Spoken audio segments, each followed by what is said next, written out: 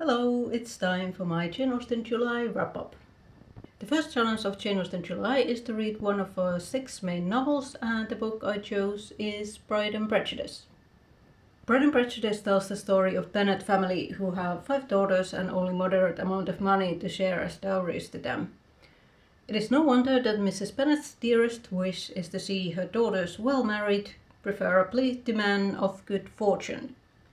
Elizabeth, the second daughter, however, is determined not to marry just anyone. She is a firm believer of first impressions, so when the rich but extremely proud and disagreeable Mr. Darcy slights her, she knows exactly what to think about him.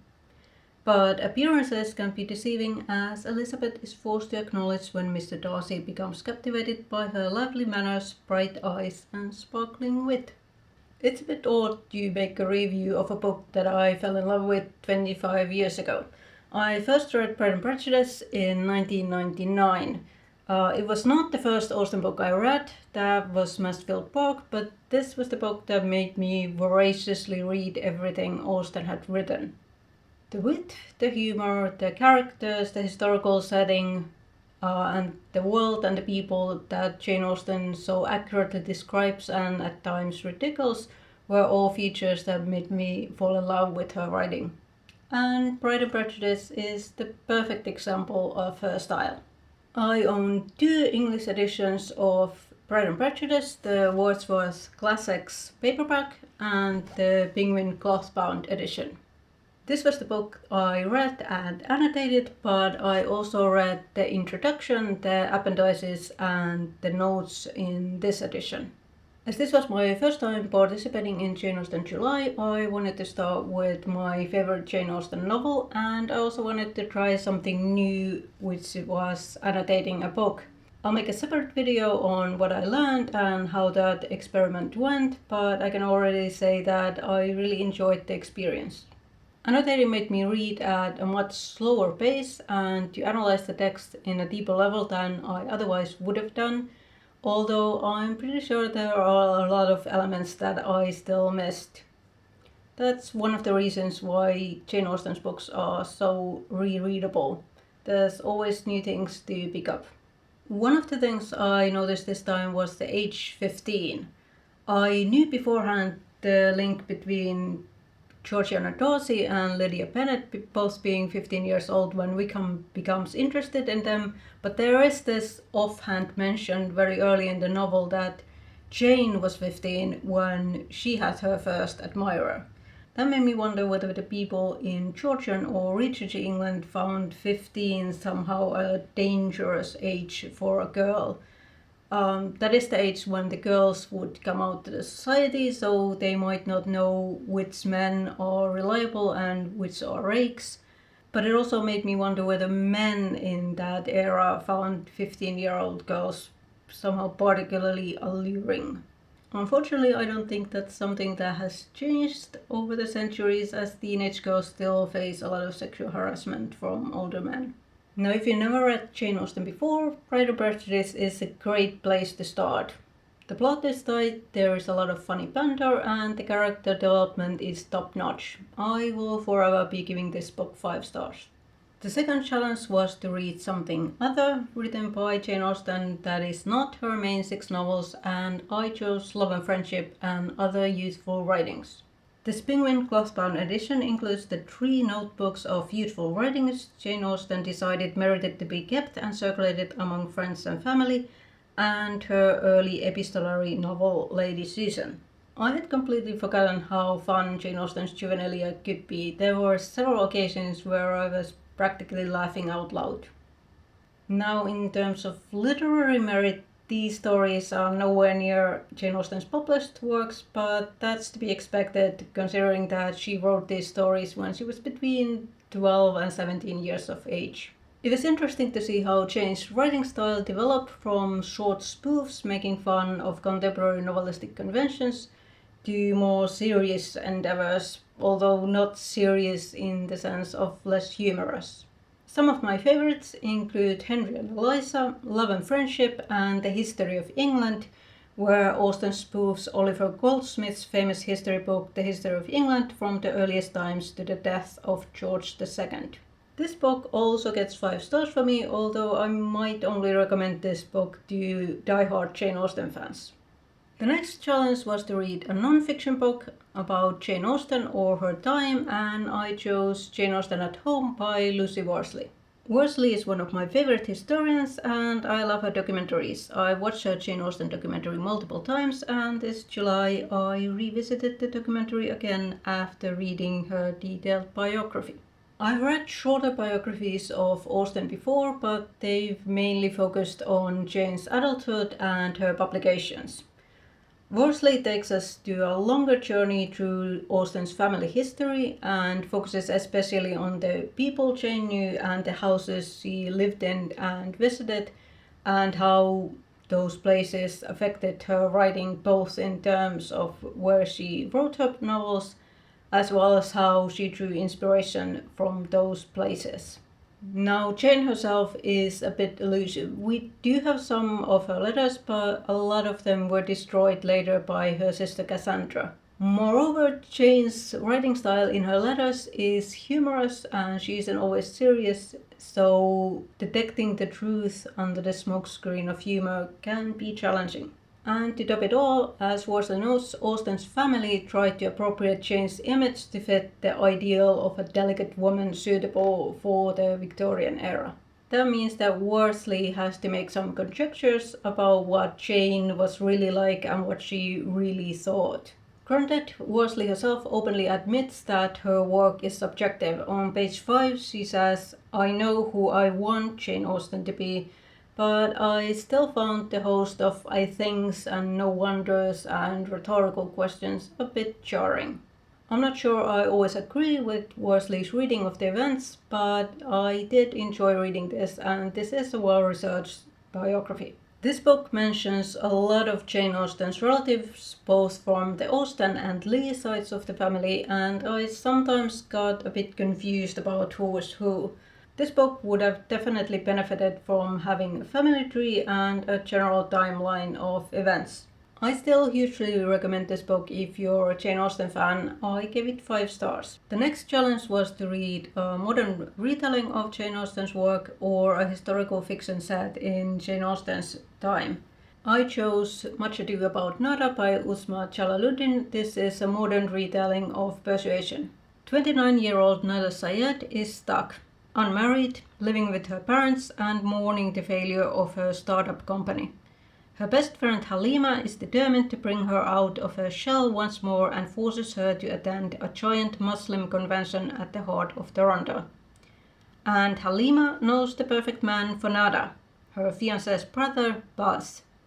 What Halima doesn't know is that Nada and Baz have a very long and a very secret history. I expected this book to be close to Persuasion, but this was really a very loose retelling. That wasn't a bad thing, as this book very well stands on its own. So much so that the references to Persuasions felt a bit unnecessary and often just took me out of the story. I might even have liked this book better if there had been no winks at the source material. This is a Muslim contemporary romance and I enjoyed the good Muslim representation. The cast of characters is diverse and the writing is fun and witty. There were minor issues with the pacing. Nearly half of the book takes place within few days and the ending is wrapped up too quickly, but I was so immersed in the story that it didn't bother me much. The story is told from Nada's perspective with flashbacks to her history with Baz. Nada is a very different character from Persuasion's Anne Elliot. She is more independent, not as demure, and she is even a bully. Maybe because I was expecting her to be more Anne-like, I found it difficult to understand why Nada was behaving the way she was. In this instance, the retelling aspect actually worked against itself. I'm also not sure how I feel about Baz. His constancy was admirable, but I did not find him quite so swoon-worthy as Nada did. There were also some minor problems with the book. The big revelation happening at around 67% mark wasn't the jaw-dropping surprise it was probably intended to be. I read it and I was simply like, okay. I would have wanted it to give me a bigger emotional reaction. An even bigger issue was how the main couple's character growth was addressed.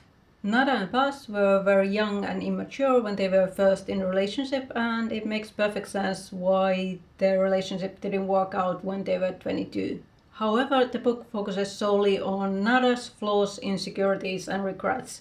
At no point does the book acknowledge that Nada's apprehensions and concerns were valid, that Bas was immature, and that Bas did need to grow up. Now, Bas clearly did improve himself off stage during the years of their separation, so this idea is present between the lines. But neither Nada nor Bas explicitly says that he needed to improve himself in order to deserve to get Nada back. It was as if the relationship failing was all Nada's fault and Bas had been faultless. But despite all this, I found this book a nice light summer romance. I'm giving this 4 stars. If you like contemporary romance and Jane Austen retellings, you'll probably enjoy this.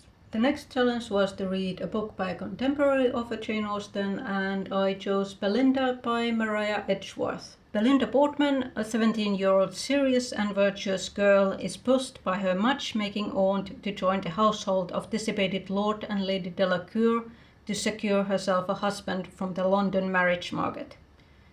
She learns that behind Lady Delacour's wit and riches hides a tragic secret and meets 2 eligible bachelors, Clarence Hervey and Mr. Vincent. As this book was part of Jane Austen July, I could not help comparing it to Austen's works, and unfortunately for Edgeworth, I find Jane Austen a lot superior. The plot of Belinda is very disjointed and incohesive. Some plot lines are tied up too early and some characters are introduced too late, considering how important they are to the plot. Belinda herself is too flawless, making her a passive and boring main character. Lady Delacour, on the other hand, I enjoyed immensely. Unfortunately, her reformation comes too early in the plot and also a bit too conveniently. One of the only things I knew about this book before reading it was that it has an interracial marriage, and that was one of the reasons why I picked this book up. Imagine my disappointment when I learned that the interracial marriage happens between 2 minor characters, is mentioned in 1 or 2 paragraphs, and is something that Edgeworth herself deleted from later editions. This book occasionally reads like a first draft that would have benefited from further editing, and that is exactly what happened later in the publication history of this book. This Oxford Words Classics edition I read is based on the first edition, which Maria Edgeworth herself later edited extensively. Some of the problems with the plot are fixed in later editions of this book, and they are helpfully noted in the appendices of this edition. I'm giving this book 3 stars. This is one of those classics I'm glad that I've read, but I don't necessarily see myself rereading in the future, except maybe to revisit some of Lady Delacour's best lines. There are also 2 challenges to watch screen adaptations of Jane Austen's works. The first is to watch a direct screen adaptation of a Jane Austen novel, and I chose the 1995 BBC miniseries of Pride and Prejudice. It went perfectly with my reread of Pride and Prejudice. It's such a great adaptation, and I always notice new things every time I rewatch it.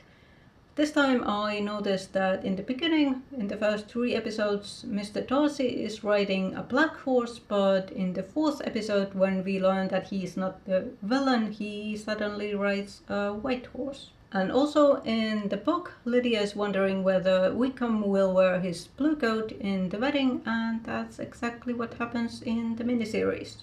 The other challenge is to watch a modern screen adaptation of a Jane Austen novel, and I chose Clueless. It's always great fun, and I would love to watch it again when I read Jane Austen's Emma. All in all, I loved my first experience of Jane Austen July, and I'm eager to do it again next year. And then it's time for my August hopefuls. If you watched my vlog last week, you've seen the library haul where I picked up the first 3 books. The first is Tilly and the Book Wanderers by Anna James. This is a middle grade fantasy book about a girl who can travel in the books. I really love the concept and I'm excited to read this.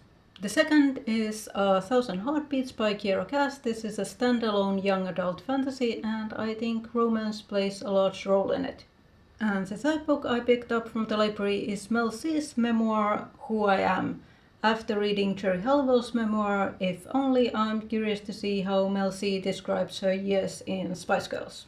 I'm also studying another Russian classic. This is Fyodor Dostoevsky's The Idiot, which is the last of Dostoevsky's major works that I yet have to read. I've talked before about how Dostoevsky is a bit of hit or miss for me, so I don't have huge expectations for this book, but I do want to know what it is about. The last two books are non-fiction. Continuing with Lucy Worsley, I'm reading Worsley's If Walls Could Talk, An Intimate History of the Home, and Suomalainen Historia by Perttu Immonen. This is about Finnish history in the 19th and 20th centuries. So tell me in the comments how your July went, and if you participated in Jane Austen July, let me know what was your favorite read, and I'll see you in my next video.